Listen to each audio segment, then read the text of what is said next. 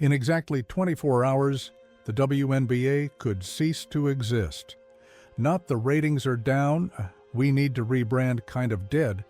I'm talking about the league that just had its most successful season in history might literally shut down. And here's the part that nobody saw coming. The players are the ones about to pull the trigger. Right now, as you're watching this, WNBA players are 1 day away from potentially calling a strike. And if that happens, everything they've built over 28 years, all the momentum from Caitlin Clark breaking every viewership record, all 5 expansion teams that just paid over $1 billion combined to join, all of that disappears overnight. Because what's happening behind closed doors isn't just a negotiation gone wrong. It's players making a $700 million mistake that could destroy women's basketball forever. The WNBA Executive Committee has been authorized to strike. 98% of players voted yes.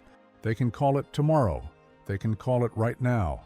And the demands they're making, the league says it would cost them $700 million in losses.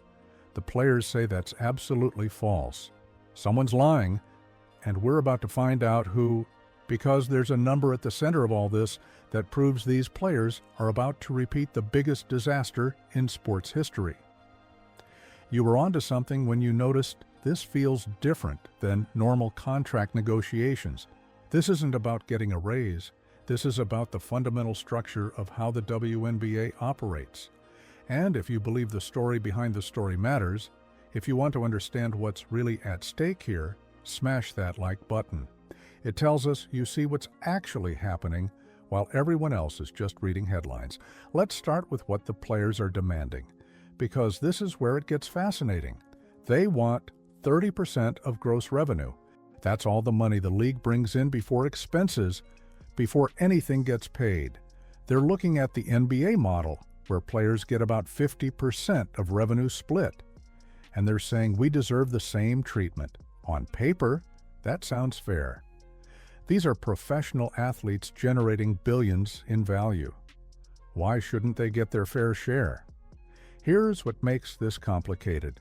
The WNBA has never, in 28 years of existence, turned a profit.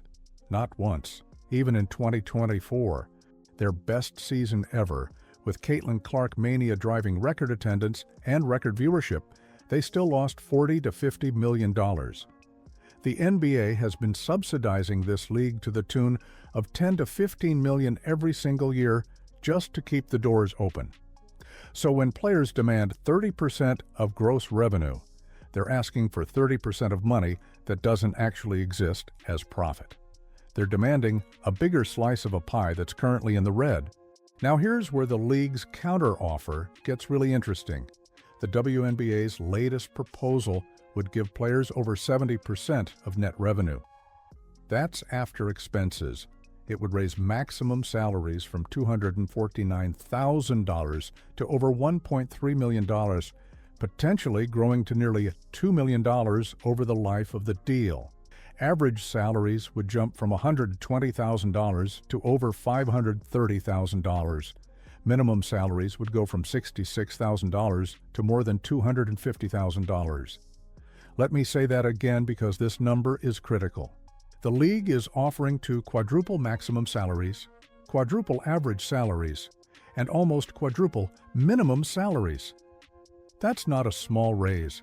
That's life-changing money for players who've been making poverty wages, and the players said no. They didn't just decline politely, they called it a slap in the face. Many of you have been asking in the comments, how can the players reject an offer that gives them 4 times what they're making now? Here's the disconnect. The players aren't focused on the absolute dollar amounts. They're focused on the percentage. They want the structure to look like the NBA's deal. Even though the WNBA's economics are nothing like the NBA's economics, the NBA is massively profitable. The WNBA is not. Nafisa Collier went on Good Morning America just days ago and said negotiations are at a standstill. Hours later, Breanna Stewart, vice president of the Players Union, said she's very confident a deal will get done. You've got one star saying they're stuck, another saying they're fine. That tells you nobody actually knows what's about to happen. And that uncertainty is terrifying when you're 24 hours from a potential strike. Let's talk about what this strike vote actually means, because this is unprecedented. In December, 93% of eligible players participated in a vote, and 98% of them authorized a strike. That's basically unanimous. Now, this doesn't mean they're on strike right now. What it means is the 7 players on the executive committee now have the power to call a strike whenever they want. They can do it Friday. They can do it tomorrow. They don't need another vote. They don't need permission. The trigger is loaded. The Players' Union released a statement calling this an unavoidable response to the state of negotiations. They said the league has shown resistance to change and a recommitment to draconian provisions that have unfairly restricted players for nearly 3 decades. Draconian, that's a war word. That's a we're done negotiating kind of word. So why are players willing to risk everything right now? Because they believe they have leverage. For the first time in WNBA history, there are alternative leagues emerging. You've got Unrivaled, the 3-on-3 league co-founded by Collier and Stewart, where players make an average of $220,000 for just 8 weeks. You've got Project B launching in 2026 with reports of million-dollar salaries. The thinking is, if the WNBA doesn't pay us for us, we'll just go somewhere else. But here's the problem with that logic. And this is where the whole thing starts to fall apart. Unrivaled is an 8-week off-season league. It's not a replacement for the WNBA. Project B doesn't even exist yet. And those overseas leagues that pay big money, they're subsidized by wealthy owners as passion projects or government sports programs. They're not sustainable businesses built on actual revenue. More importantly, and this is the part nobody wants to hear, none of those leagues have what the WNBA has. They don't have Caitlin Clark playing against Angel Reese, playing against Aja Wilson. That's the product. That's what draws ratings. That's what sells tickets and drives the $2.2 billion media deal that just got signed. If you split those stars across 3 different leagues, you destroy the only thing that was actually working. It would be like if the NBA fell apart and LeBron went to one league, Steph Curry went to another, and Giannis went to a third. Sure, you could still watch basketball, but it wouldn't be the same. The product would be worse, the excitement would be gone, and eventually all 3 leagues would fail, because none of them would have enough star power to sustain interest. And here's something else that should terrify every player considering this strike.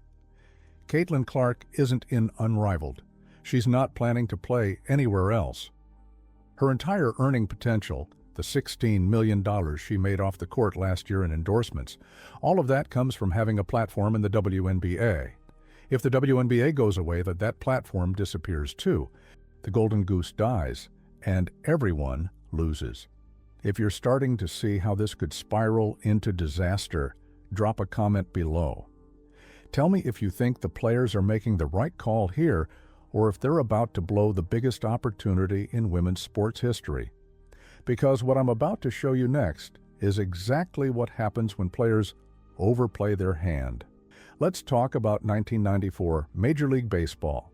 They were America's #1 sport, the national pastime. Over a century of tradition and goodwill.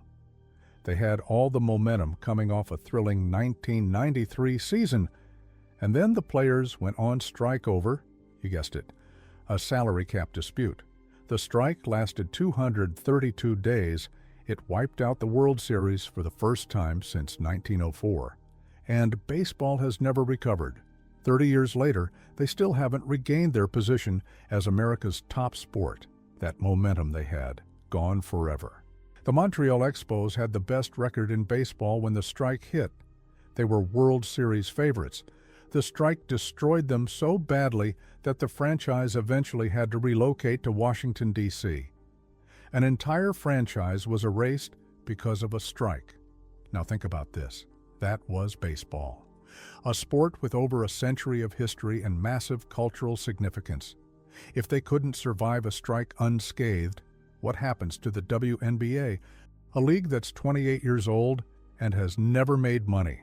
The WNBA doesn't have decades of goodwill to fall back on. They have 2 years of Caitlin Clark hype. That's it. 2 years of finally breaking through into mainstream consciousness.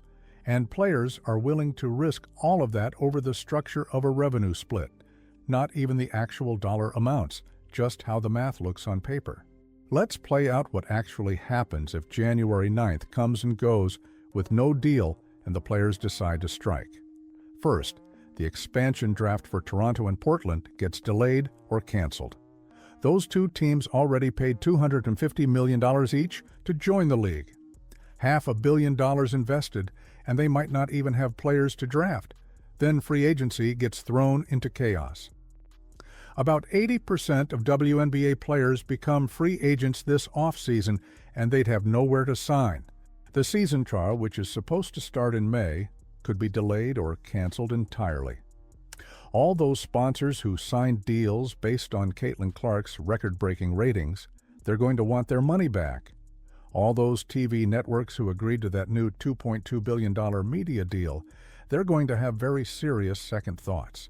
And the 3 new expansion teams supposed to join in 2027, Philadelphia, Detroit, and Cleveland, each paying $250 million to join a league that might not exist.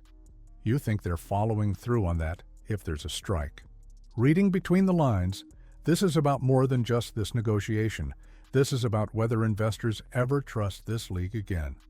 If players are willing to blow everything up the moment they finally get success, why would anyone put money into the WNBA?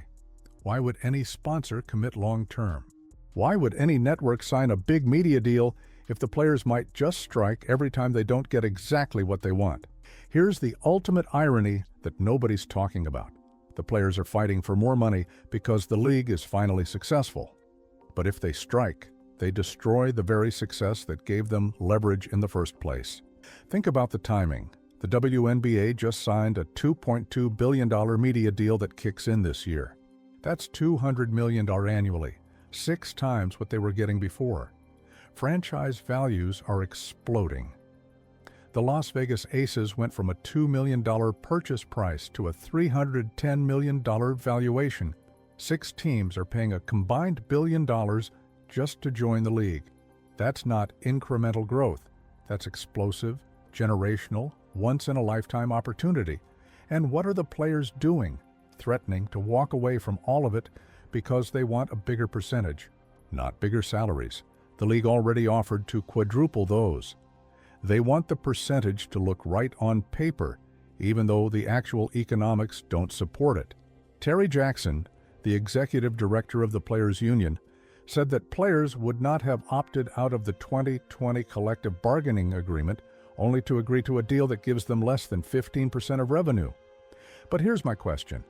Would you rather have 15% of a growing pie or 30% of nothing? Because that's the actual choice here. Look, I genuinely believe WNBA players deserve more money.